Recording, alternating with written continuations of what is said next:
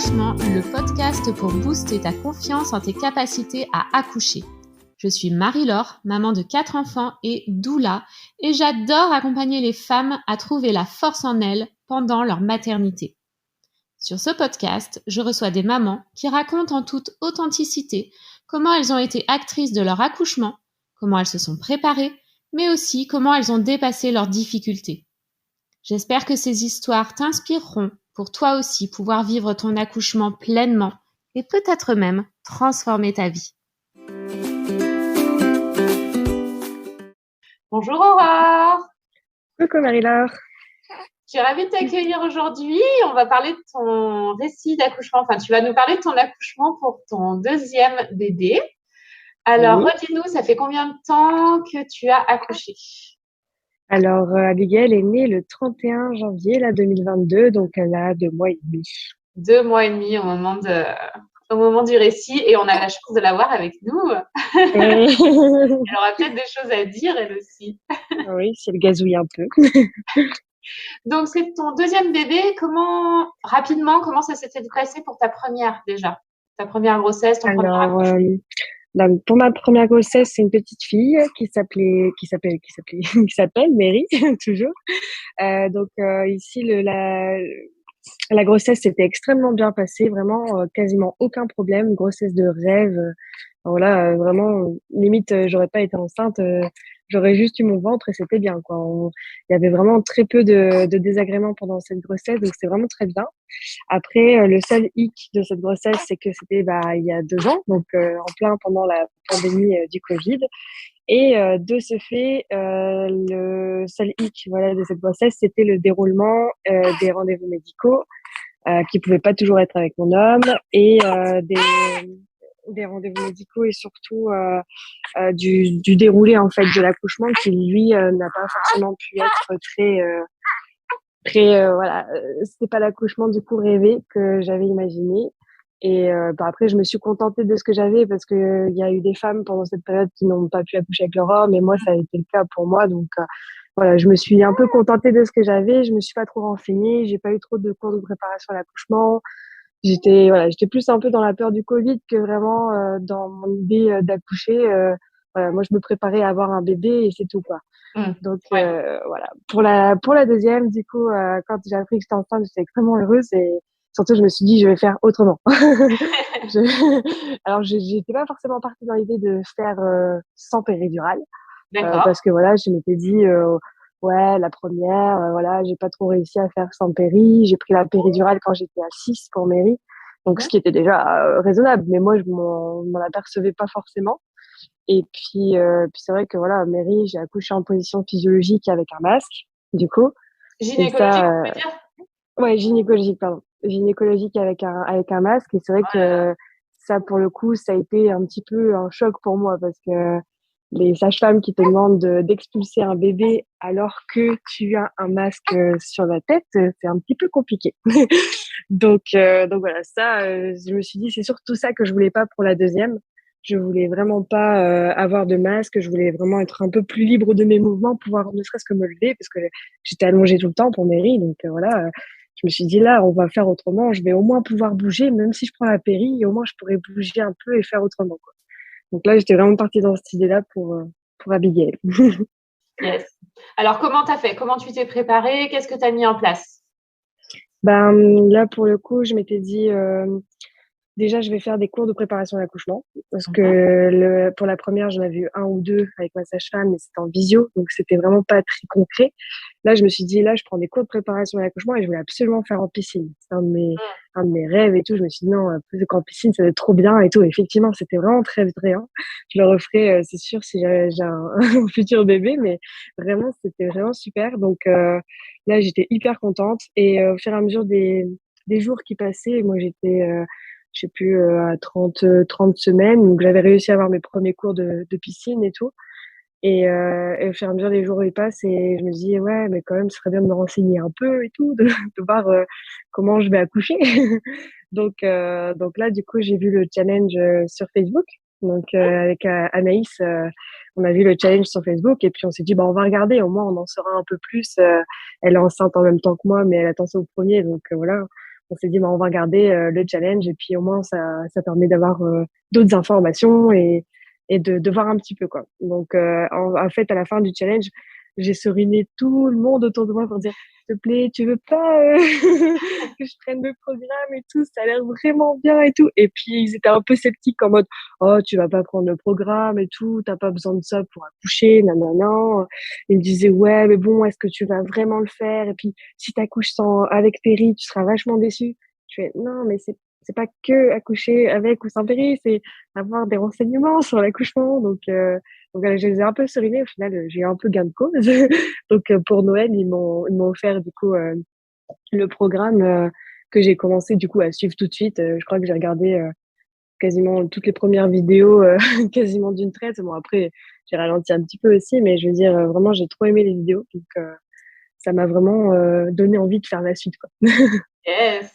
Ah, je savais pas que c'était ton cadeau de Noël. Ah ouais, si, je les ai un peu serinés pour ça. Chouette. Ouais, donc tu t'es préparé avec le programme, préparation en piscine. Ok. Et du coup, ben, dans le programme, est-ce que ça a répondu à tes attentes en termes de ce que enfin, ce à quoi tu t'attendais, pourquoi tu t'étais inscrite, est-ce que ça a répondu à tes attentes, est-ce que... Alors ouais, moi je m'étais vraiment inscrite. C'était quand on voyait tes vidéos, j'aimais bien les récits des différents accouchements parce qu'effectivement les différents accouchements, même les récits d'autres personnes qui intervenaient, c'était très intéressant parce que au final quand j'ai eu Mary, j'en ai pas parlé à beaucoup de personnes vu qu'on était un peu isolés chez nous. Donc là c'était vraiment cool de pouvoir échanger là-dessus sur nos états de grossesse et sur les accouchements. Et donc, en fait, les récits que tu as donnés, ça m'a vraiment donné envie de savoir, en fait, ça se passe comment un accouchement? Qu'est-ce qui se passe quand on a le droit de demander ça? Ah ouais, mais en fait, elle a le droit de demander ça. Et puis, en fait, ça m'a plein de questions. Et toutes ces questions, au fur et à mesure des vidéos, effectivement, ça a répondu à mes questions. En plus des visios qu'on faisait dans Objectif Naissance, là, vraiment, on pouvait avoir tous les détails sur les vidéos ou les questions qu'on se posait en plus. Donc, vraiment, oui, ça a répondu à mes attentes parce que moi, je voulais des renseignements pour me rassurer sur l'accouchement. Et au final, ça m'a donné l'envie et surtout, ça m'a donné. Enfin, j'ai cru en moi pour le faire sans péridurale, ce que j'avais pas forcément au début. Parce qu'au Mm. début, c'était ouais, bon, challenge sans péri. Bon, au moins, je vais en apprendre plus. Et à la fin, c'était non, non, c'est bon, je fais sans péri et tout, c'est bon, ok, on y va et tout. Donc, j'étais vraiment plus motivée. Au fur et à mesure des vidéos, je fais ah ouais, mais en fait, sans péri, c'est 1000 fois mieux et tout. Pourquoi j'ai pas fait ça avant? Donc voilà, c'était vraiment, ça a répondu à toutes mes questions. Mm. Alors, c'est pas forcément 1000 fois mieux sans péridurale, hein, attention, je sais pas si Isabelle veut, Non, non, bien sûr, mais en tout cas, il y a toute une autre vision de l'accouchement à avoir c'est pour y ça, aller en confiance et y aller motivé, quoi. Et je crois que c'est du ça. coup, c'est ça que tu as trouvé dans le Ouais. programme. Même avec les filles d'Objectif Naissance, une certaine motivation mutuelle, même si on est en visio, il y a quand même une petite connexion qui se fait entre nous et qui fait que voilà, ce soutien les unes des autres, parce que bah, on a le même objectif, c'est de donner naissance à un bébé. Donc Oui. voilà, c'est vraiment unique comme comme expérience. Merci. Est-ce que tu peux nous raconter ton accouchement, du coup? Oui, alors, mon accouchement. Donc, bah, comme pour la première, ça a duré à peu près 10 heures, grosso modo. Moi, j'ai commencé à avoir des contractions, c'était la veille, quand j'ai été promener au parc. Je pense que bon, j'avais un peu trop joué avec Mary et j'avais des contractions le soir, donc je m'étais pas inquiétée. Après la nuit, j'ai commencé à avoir des contractions vraiment un peu plus fortes. Je me suis dit, ah tiens, là, c'est peut-être pour bientôt, là, comme je savais un peu quel genre de douleur ça faisait, forcément d'avoir déjà eu. Donc, je me dis, ah, tiens, là, c'est quand même des contractions fortes. Je fais, bon, on va attendre. Il était 2 heures du matin, 3 heures. Je lui ai dit, bon, ok, qu'est-ce que je fais? J'envoie un petit message à mon homme qui n'était pas à la maison. Et je lui dis, je fais, est-ce que tu dors? Bon, il me répond pas, donc il dort. Donc, je me dis, bon, je vais attendre que ça passe, les contractions soient un peu plus fortes. Et je me dis, bon, je l'appelle. Et puis, au final, il me dit, bah, il faut que tu me dises vraiment si je dois partir de la caserne parce qu'il est pompier. Donc, il faut que tu me dises si je dois partir. Donc, si c'est vraiment c'est démarré, je pars, quoi. Donc, j'attends un peu. Et puis, oui, je le rappelle à peu près dans la foulée en disant, bah, écoute, j'ai appelé ma mère pour qu'elle vienne pour ma première, la grande. Et voilà, là, je commence à avoir vraiment des contractions régulières. Donc, je vais prendre un bain tranquillement. Et puis, j'attends que tu arrives, quoi. Donc voilà, donc je fais couler mon petit bain, ma mère elle arrive, Donc j'étais contente, j'étais rassurée parce que bon, c'était en pleine nuit, il devait être du coup 4 heures du matin. Donc 4 heures du matin, je me suis dit au moins si on s'en va, ma mère est là pour s'occuper de la grande, donc c'est bon. Et puis une fois que j'étais dans le bain, j'ai réussi à me détendre, à me concentrer, à faire un peu les exercices de sophrologie que j'avais appris. Donc c'était un peu plus relax comme moment. Ça a été le moment le plus calme de l'accouchement. Et puis après, bon, bah, j'avais un peu trop mal. Donc, je sors du bain et puis au final, t'as mon homme qui arrive. Donc là, il est tout content d'être arrivé, arrivé assez vite. Et moi aussi, au final, parce que voilà. Donc là, il est 5 heures du matin. Et une fois 5 heures du matin, je me dis, bon, bah, c'est bon, tout le monde est là, tout va bien, je suis OK. Et je me dis, bon, bah, c'est bon, on va se concentrer, on va rester le plus longtemps possible à la maison. Donc, on avait vu tous les exercices avec mon homme pour atténuer les douleurs. Donc, je marchais beaucoup. J'arrivais encore à parler. Donc, les contractions étaient douloureuses, mais gérables. En tout cas, je devais quand même m'arrêter pour les contractions parce que je peux pas continuer à faire quelque chose pendant la contraction. Donc, c'était quand même déjà assez fort. Et donc, je suis restée à la maison jusqu'à 7 heures du matin. 7 heures du matin. En fait, mon homme, il était un peu inquiet parce qu'on était dimanche et, enfin, on était lundi matin, du coup, lundi matin. Et il s'est dit, ben, tu sais, s'il y a des bouchons sur la route de l'hôpital, on va être coincé dans les bouchons, ça va pas être tip top cette histoire. Donc, là, je lui dis, ouais, c'est vrai que donc au final, il m'a un peu convaincue. Et puis moi, j'étais déjà dans l'objectif de toute façon d'accoucher dans une salle nature. Donc je me dis, je fais bah écoute, vu que je peux encore gérer, au pire, je pourrais gérer tranquillement à l'hôpital. Et je sais que voilà, si jamais la salle nature elle est pas libre, elle pourra éventuellement se libérer par la suite. Donc bah je me dis parfait, on va à l'hôpital. Donc on y va sur la route. J'ai senti la différence par rapport à la route que j'avais fait pour ma première. Parce que là, je contrôlais vraiment beaucoup plus les choses. C'est-à-dire que j'arrivais, pendant les contractions, à vraiment à souffler, à contrôler pas contre la douleur. Non, on contrôle pas la douleur, mais je veux dire, en tout cas, à laisser passer la douleur et à ne pas me bloquer dessus, à ne pas me crisper, quoi. Donc ça aide beaucoup, je pense, pour vraiment gérer tout ce qui est ouais, les contractions fortes, en fait. Mm. Donc voilà, ça, j'étais contente. Une fois que j'arrive à l'hôpital, il était 7h30 et en fait, là, le problème, c'était le roulement des équipes à l'hôpital. Donc j'ai attendu un petit peu beaucoup. J'ai attendu à peu près 1 heure en salle d'attente. Donc bon, là, c'était le moment le plus chiant. Donc il y avait la baignoire, c'était le moment le plus cool. Là, c'était vraiment le moment le plus chiant, la salle d'attente. Et puis après, au final, j'étais tellement fatiguée parce que depuis 2 heures du matin, contraction. Là, il était 8 heures, donc j'étais fatiguée. Je marchais dans le couloir. Après, je me suis assise. Et là, c'était vraiment le moment où la fatigue faisait que je m'endormais pendant les contractions. Vraiment, là, j'arrivais à un point de fatigue où il fallait que je me repose entre chaque contraction, que je garde de l'énergie. Donc j'étais là, bon, c'est pas grave, on va faire avec. Et puis voilà, j'arrivais quand même à gérer. Donc j'étais quand même assez contente de moi. Au final, les contractions se sont un petit peu calmées parce que bah comme j'étais fatiguée, je pense que j'y pensais beaucoup moins aussi. Et ils viennent me chercher à 9 heures. Donc là, ils font toutes les batteries de tests, examens, prise de sang, etc. Ils posent le cathéter. Donc là, enfin, ils essayent de poser le cathéter parce qu'ils m'ont piqué 3 fois. Donc bon. Mais après, j'avais bien précisé dès le début dans mon dossier que c'était un accouchement naturel. Donc ils m'ont mis un cathéter avec un bouchon et ensuite ils m'ont laissé tranquille. Donc, ils m'ont emmenée dans la salle nature. Là, trop contente. J'arrive, la salle nature était libre, tout pour moi. Donc, je m'installe avec mes petites affaires, mes jus d'orange et tout, mes biscuits et tout. J'étais au taquet. Et elle me demande, est-ce que vous voulez utiliser la baignoire? Je fais oui, oui, oui. Donc, là, trop génial. La petite baignoire de dilatation. Donc, je suis restée dedans 3 quarts d'heure. Ça m'a vraiment aidé à me relaxer un peu plus et à récupérer un peu des forces aussi parce que j'étais vraiment, à ce moment-là, un peu fatiguée. Et bah, du coup, j'avais mis ma musique et tout. Alors, le seul hic de cette baignoire, c'est ils voulaient faire le monitoring de l'hôpital. Donc, c'est un monitoring pendant 30 minutes. Et puis, bah, ils m'ont dit, pas de souci, on le fait dans la baignoire. En fait, non, mauvaise idée. La baignoire, monitoring et baignoire, alors oui, ça marche. Parce que bah, tu fais un tout petit mouvement et le monitoring, il se barre. Donc, ils reviennent, ils le remettent. Donc, voilà, ça, c'était... j'ai réussi à me détendre, mais c'est vrai que elle était un peu désolée pour moi, la sage-femme, parce qu'au final, ça bougeait tout le temps et ils n'avaient pas forcément le tracé qu'ils souhaitaient. Donc, au final, je sors de la baignoire. Donc là, il est 9h45 à peu près. Et j'avais trop chaud, en fait. J'étais arrivée à un moment où les contractions me donnaient un peu trop chaud. L'eau était chaude pour se relaxer, mais du coup, trop chaud pour moi. Donc, je descends. D'ailleurs, j'avais pas du tout prévu de serviette. Ça, il faut y penser, hein, quand il y a une baignoire. Prévoyez une serviette, c'est mieux.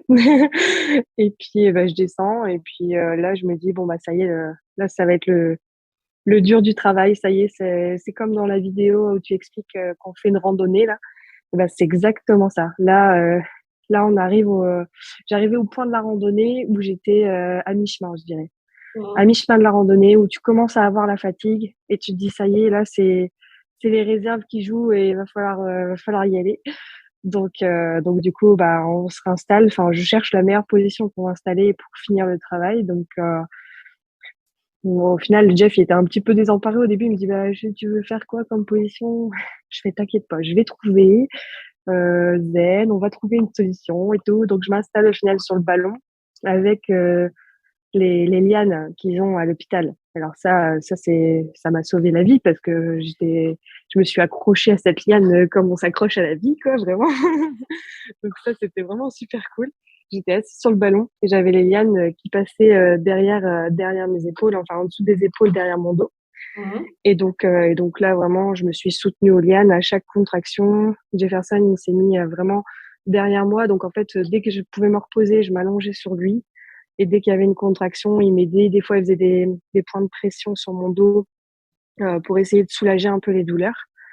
Et là, c'était vraiment le dur du travail. De 10 heures, je dirais de 10 heures à midi, là, c'était les 2 heures de contraction assez difficiles où il fallait que je me concentre vraiment pour chaque contraction, que je laisse pas la douleur m'envahir parce que c'était vraiment ça. Dès que il y en a une ou deux où je me suis crispée, bah ça change tout en fait. Dès que ces deux contractions où je me suis vraiment crispée parce que bah on est un peu fatigué, des fois on relâche un peu la pression ou alors on est un petit peu distrait par quelque chose qui fait un peu sortir de la bulle. Et là en fait c'est vraiment à ce moment-là que c'était difficile. Donc je me rappelle j'ai appelé les sages-femmes du coup vers 10h30 en leur disant écoutez là, c'est vraiment chaud pour moi. Je sais que dans mon projet de naissance, j'avais marqué que je voulais pas savoir où est-ce que j'étais, donc c'est-à-dire à quel stade de l'ouverture j'étais. Mais en fait, si, là, dites-moi parce que là, j'ai besoin de savoir. Et sur le coup, elles ont été vraiment super top parce que elles avaient tout lu mon projet de naissance. Elles voulaient vraiment le respecter à la règle et tout. Donc là, pour le coup, elles m'ont dit, bah ok, il y a pas de souci, si vous êtes ok, on regarde et tout. Donc elle regarde et elle me dit, bon bah là, on est à 5. Et au début, je me suis dit, bon, je suis mi-cuit, là, je sais pas trop si je suis contente ou si je suis pas contente. Donc, au final, je percute pas trop et dans ma tête, ça fait purée à 5 et tout. Est-ce qu'on va y arriver et tout, péri, pas péri? Et en fait, c'est à ce moment-là que le soutien qu'on a avec nous est très, très utile parce que là, c'est mon homme qui a pris le relais, en fait, pour le mental et il m'a dit, allez, viens, on se réinstalle sur le ballon et tout, je vais te faire un petit massage et tout. Donc, il m'a massé un petit peu au niveau du dos. Et en fait, du coup, ça m'a un peu enlevé l'idée de la question, est-ce que je prends une péri ou pas, en fait. Je me suis dit, c'est bon, je me pose pas la question, on y va et on recommence un petit peu le ballon. Et surtout, la sage-femme qui m'a dit, ne vous inquiétez pas, là, ça va s'accélérer. Vous êtes vraiment super et tout. Elle m'a vraiment fait des compliments, entre guillemets, qu'il fallait à ce moment-là. Et donc voilà, ça s'est accéléré effectivement. Les contractions ont été un peu plus espacées après, moi, je trouve que c'était plus espacé, mais peut-être que non, dans mon souvenir. Et c'était beaucoup plus fort, par contre. Je me suis dit, ouais, là, c'est vraiment, c'est hyper fort et tout. Et en fait, sans me rendre compte, Jeff, il me disait, il fait là, tu bouges un peu ton bassin, j'ai l'impression qu'il bouge et tout. Et en fait, oui, en fait, mon bassin, sentais que vers 11h30, ça n'allait plus. La tête était vraiment dans la deuxième partie du bassin et ça prêtait vraiment vers la sortie, quoi. Donc là, ça n'allait plus du tout tarder. Et au final, après, je les ai appelés après deux contractions hyper fortes, je les ai appelés Je leur dis, écoutez, là, je peux plus, je sais pas où je suis, mais je sais pas où je suis, je sais pas ce qui se passe, je vais mourir, quelque chose comme ça. Enfin, c'est vraiment la phase, du coup, de la fin de la randonnée, la désespérance, t'en peux plus, t'as plus de muscles, t'as plus rien, t'as plus de force. Voilà, je peux pas décrire autrement que ça. Et là, elle me dit, bah, c'est bon, il est là, votre bébé, madame. On y va, la tête est là, elle est prête à sortir et c'est bon. Et là, je me dis, quoi? Dans ma tête, c'était, ah, je suis pas prête. Tous les mots de désespérance. Ça va jamais sortir, je vais pas y arriver parce que j'ai plus assez de force pour pousser, tout, machin. Et en fait, là, ça a été, du coup, la magie de ne pas avoir de produits et de tout sentir du corps, c'est que mon corps a poussé bébé, littéralement. Ça a vraiment été des poussées réflexes, comme on dit. Et là, c'est vraiment mon corps qui a fait tout le travail. Donc, oui, toi aussi, tu veux dire tout ça. Oui. Donc voilà, c'était assez impressionnant parce que là, j'ai vraiment senti, mais c'était une contraction, mais une contraction qui expulsait bébé cette fois-ci. Et donc là, c'était hyper fort. Et là, au moment où on a appelé sa femme, moi j'ai dit à Jeff, je fais là, ça pousse, elle est là et tout. Et effectivement, ben, elles ont dit, bah voilà, c'est bon, il est là, on y va. Et donc j'ai commencé à pousser. Je crois que en tout, j'ai dû pousser peut-être 2 ou 3 fois. Après, la douleur difficile, c'était plutôt la passage de la tête avec le cercle, un peu le cercle enflammé qu'on peut avoir avec le passage de la tête. Mais ça a duré vraiment pas longtemps en fait. Je dirais qu'en termes de secondes, ça a duré peut-être 30, 20 secondes, 30 secondes maximum. Okay. Et une fois que ce passage de tête est passé, ah, mademoiselle, attends, je vais voir si est-ce que tu entends un peu de... Voilà. Donc voilà, un peu plus de calme. Donc voilà, une fois que ce passage de tête est passé, là, ça a été un peu plus facile. Sauf que Jeff, il me dit, allez, il faut pousser. Parce qu'en fait, la tête était passée, mais il restait le reste.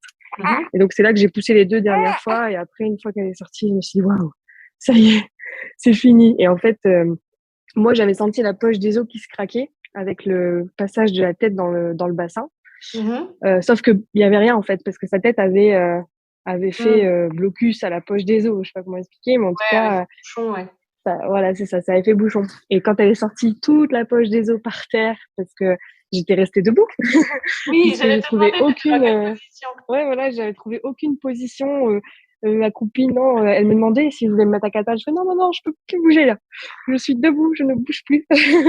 Mais en fait, non, je me suis juste mise sous le. Comme au début, je tournais en rond pour chercher une position quand je sentais que ça poussait. Là, je me suis juste adossée au lit et j'ai dit là, je bouge plus. Là, je bouge plus. Physiquement, je pouvais plus bouger. Mon corps, il m'a dit stop, ne bouge plus. Là, ça va arriver. Donc, effectivement, j'ai arrêté de bouger. Et là, et donc debout, en fait, tout simplement. Et puis, elles sont venues récupérer bébé en dessous de moi. Alors, monsieur était juste trop préoccupé à m'aider à pousser que du coup, il a pas forcément récupéré bébé, mais il a été d'une très grande aide quand même. Donc, une fois que j'ai eu bébé, elles étaient là avec, elles se disaient, bon, vous voulez qu'on s'installe? Et en fait, c'est moi, je lui ai dit, attendez, je m'assois. Donc, je me suis assise. Et là, elles m'ont donné Abigail dans les bras. Donc, naturellement, je suis restée avec elle pendant 5-10 minutes, toute seule avec Jeff. Ils nous ont un peu laissé un peu à part. Ils se sont mis un peu sur le côté. Ils préparaient les soins pour Abigail. Et puis, ils se sont dit, voilà, on s'est regardé, on a pleuré, on a rigolé en même temps. On s'est dit, en fait, on l'a fait et tout, c'est trop génial. Et donc, et là, pour le coup, moi, j'étais vraiment très, très heureuse d'avoir réussi. Et il y a cette énorme montée d'hormones, d'ocytocine qui envahit toute la pièce. Parce que c'est vraiment pas que moi, en fait. Ça se transmet vraiment à mon homme, aux sages-femmes et tout. Enfin, c'était vraiment envahissant, quoi. Donc là, ocytocine au max. Et une fois que elles m'ont dit c'est bon, vous voulez qu'on coupe le cordon, donc elles m'ont bien demandé avant, comme dans mon projet. Et je me suis installée du coup enfin non, c'est Jefferson qui a coupé le cordon. Je me suis installée sur le lit, elles m'ont tout de suite mis Abigail sur moi. Et après, elles ont fait tous les soins de bébé sur moi, comme dans mon projet. Donc là, c'était trop bien parce que du coup, elle m'a pas quitté des bras. Elle était vraiment sur moi tout le long. Après, première tétée où elle a été très forte. Elle n'a pas eu de problème tout de suite. Elle a très bien tété. Et puis voilà, on a attendu 2 heures, 2 heures comme ça. Après, Jefferson il a pu faire un petit peu de peau à peau avec elle et après on est monté en chambre. Et comme c'était un deuxième bébé, bah, j'ai pu faire une sortie à la maison très précoce parce que je suis restée à peine 48 heures au total. Et je suis rentrée à la maison tout de suite. Après, la sage-femme, tout ça est venu contrôler et voilà, maintenant on en est là, à 2 mois. Yes, Donc c'était vraiment une réussite pour le coup. merci. Alors du coup, quand tu y repenses, quand tu racontes, tu ressens quoi? Bah, de l'ocytocine. Vraiment, je me rappelle, c'est vraiment le moment qui me marque le plus. Sortie d'Abigail, d'Abigail dans mes bras, ocytocine. Ah! Ouais. Ah, vraiment, c'est ça qui m'a le plus marqué et c'est pour ça que je suis fière de cette réussite parce que c'est ce que je voulais, c'est ce que je voulais ressentir dans cet accouchement, en fait. Mm. Donc, c'était le but pour lequel je le faisais, c'était ça. Donc, là, pour le coup, c'est vrai que c'est vraiment ça, ce qui m'a le plus, ce que j'ai le plus retenu, c'était ça, quoi. Donc, quand je le raconte, je leur dis, non, mais tu sais, c'est bien, ocytocine, c'est super. C'est comme une drogue. C'est très Ah bien. ouais, ouais, Donc, ouais, c'est ça. c'est sûr.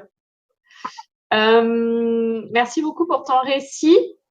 Euh, J'avais une question à te poser. Alors, du coup, ta copine Anaïs qui avait suivi le challenge avec toi, elle s'est pas inscrite tout de suite, mais elle s'est inscrite après ton accouchement, puisque maintenant elle est dans le groupe Objectif Naissance. Ouais, c'est ça. Pourquoi toi, tu recommandes du coup l'accompagnement Objectif Naissance? Pourquoi tu le recommanderais à tes amis, comme tu l'as fait avec Anaïs? Ben, alors, parce que vraiment, il y a vraiment plein de raisons particulières, mais c'est vrai que pas forcément pour le faire sans péridurale, comme moi, ça a été le cas. Effectivement, c'est encore mieux, mais c'est pas obligatoire pour avoir ce projet-là. Là, pour le coup, moi, je l'ai recommandé pour avoir des connaissances sur l'accouchement. Parce Mm. que je trouve, après avoir eu ce challenge, après avoir vu toutes ces vidéos, je trouve qu'on n'est vraiment pas très renseigné sur l'accouchement, qu'on est mal préparé, que les cours de préparation classique, c'est pas suffisant.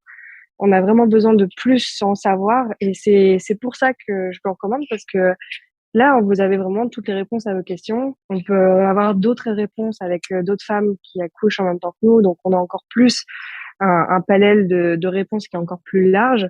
Et ça, voilà, ça atténue notre angoisse sur l'accouchement, ça nous rassure sur ce qui peut se passer. Ça nous rassure aussi sur bah, comment ça arrive, qu'est-ce qui va se passer, quelle douleur je vais ressentir. Enfin voilà, c'est vraiment toutes ces connaissances-là que je trouve indispensables maintenant que je recommande en fait. Mm. C'est ça. Ouais. C'est vrai Moi, quand que je le si, raconte, si on va pas c'est à ça. la pêche aux infos, l'info ne vient pas à nous toute seule, quoi. Voilà, et puis c'est surtout aussi cette bienveillance et au final un peu ce côté aussi un peu spirituel de se dire bah on va être maman, on est femme, mais on va y arriver toute seule en fait. Mm. J'ai bien aimé aussi le fait de dire que une femme n'a pas besoin du corps médical pour accoucher. Le corps médical est là pour les extras, les problèmes éventuels ou voilà les choses qui peuvent éventuellement être moins bien gérées tout seul. Mais c'est vrai que c'était vraiment ça l'idée, c'était de dire Mm. qu'on n'a pas besoin du corps médical et qu'on est assez forte en tant que femme seule pour faire un accouchement, quoi.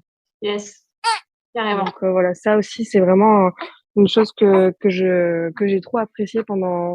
D'ailleurs, je pense que ça a un peu changé ma vision des choses parce que après je me suis sentie genre comme une super pouvoir, vraiment un super pouvoir de femme. Ouais, moi j'ai accouché et tout. Et en fait, je m'en rendais pas compte à Mairie que c'était hyper fort d'avoir fait ça et que ce soit avec ou sans péri, voilà, c'était vraiment une force que les hommes n'ont pas, donc profitons-en un petit peu. Yes. Donc voilà, c'est surtout ça aussi qui était vraiment très bien. Merci. Est-ce que tu aurais un dernier conseil à donner aux femmes enceintes qui nous écoutent? Ben, une fois que j'ai terminé le programme, les femmes enceintes que j'ai pu rencontrer ou celles que je côtoie, je leur dis toujours faites-vous un maximum confiance. C'est votre corps et vous le connaissez et il va vous dire quoi faire. En tout cas, moi, ça a été le cas. Il m'a vraiment guidée. Vraiment, il faut se mettre à l'écoute intérieurement de ce qui va se passer. Votre bébé, c'est pareil. Il va vous guider, il va vous dire si ça va pas. Il va savoir quoi faire et il va savoir vous guider aussi lors des premiers échanges. Donc, voilà, effectivement, il y a une peur qui est là de devenir parent et d'être maman. Mais au final, tout se passe bien. On a besoin que de la maman et du bébé pour que ça se passe bien. Donc, évidemment, tout ce qu'il y a autour, c'est du plus et il faut le prendre. Pas hésiter à se faire aider, à être accompagné et à prendre effectivement toutes les choses d'aide qu'on peut prendre, même si des fois on est un peu gêné de demander de l'aide, il faut pas vraiment. Prenez vraiment toute l'aide qu'on vous propose et voilà. Après, c'est juste de la confiance en vous, en l'univers et tout se passe bien après. Yes. Merci beaucoup, Aurore. Ben de rien. Désolée pour les petits désagréments de Abigail qui voulait se faire entendre. Ça fait partie de la vie et c'est grâce à elle qu'on est là en train d'écouter. Donc, elle a tous les droits. Merci beaucoup en tout cas. Je vous souhaite une belle continuation tous les 4. Profitez-en. Merci. Tu es une femme puissante. Vas-y, Ouais, tu peux tout accomplir dans ta vie. Si tu as d'autres projets, tu vois, tu peux c'est exactement ça. Maintenant, je m'en rends vraiment plus compte maintenant. Pourtant, j'ai déjà été maman, mais c'est vrai que avec ce challenge, je crois que je m'en suis un peu plus rendu compte et je suis plus gentille avec moi-même. Ouais, et puis ouais, ça c'est important aussi, prendre soin de soi et tout. Prendre soin de soi, prendre soin des autres. Voilà, je vous souhaite une belle continuation en tout cas. Merci beaucoup pour ton témoignage. De rien, merci Marie-Laure. Si cet épisode t'a plu, pense à t'abonner au podcast, à le liker, à le partager ou à m'envoyer un commentaire, cela me fera très plaisir de te lire. Tu peux découvrir les accompagnements à la naissance que je propose sur mon site internet naissancenonviolente.com et me suivre au quotidien sur mes réseaux Facebook et Instagram à Naissance Non Violente. Je te remercie pour ton écoute et je te dis à bientôt dans une nouvelle histoire d'accouchement.